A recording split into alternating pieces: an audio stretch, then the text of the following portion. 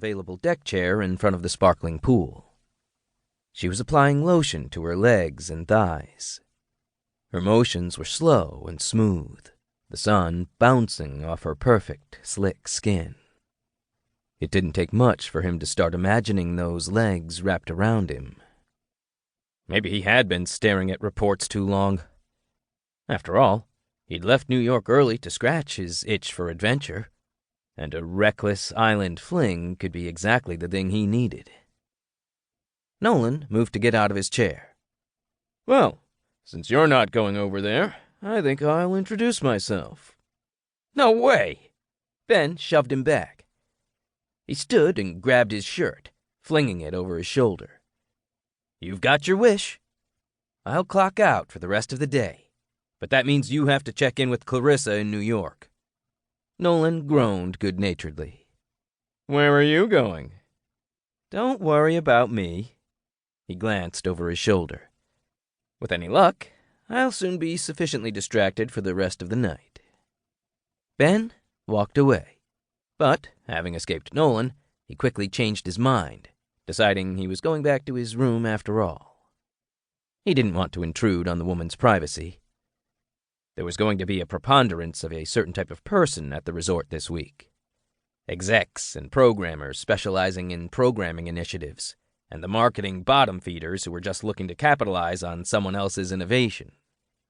The facilities had been completely booked by the convention, so while he couldn't picture many software engineers who looked like her, it stood to reason she was another early arrival taking advantage of an opportunity for some time to relax before the hordes descended, and he didn't want to encroach on that.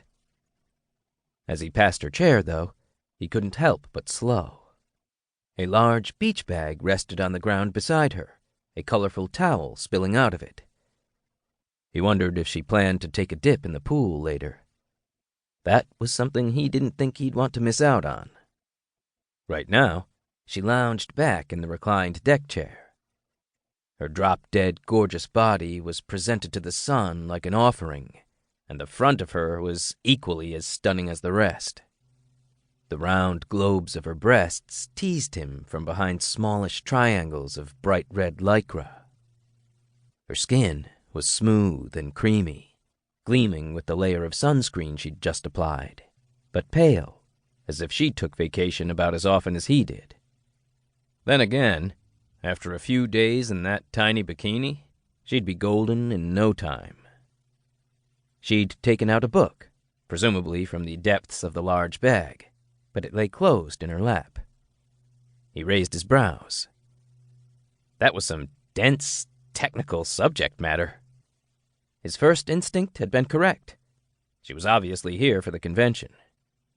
That put a different spin on his interest, and he stopped walking altogether, trying to decide if he recognized her. He thought he might, but oversized dark glasses covered her eyes. She wore a thick gold band on her thumb that looked better suited to a man, but no rings on any of her other fingers, including the third finger of her left hand. Not that such an absence meant as much these days as it used to. The band gave him pause, though. He used to know someone who wore a thumb ring like that. Looking closer, he tried to see past the floppy straw hat.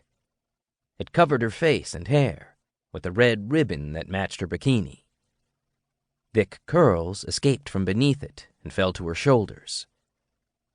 He used to know someone with tight curls like that, too. Excuse me. You're in my son?"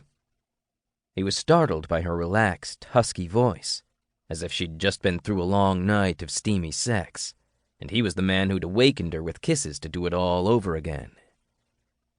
That voice was familiar, too. Very familiar.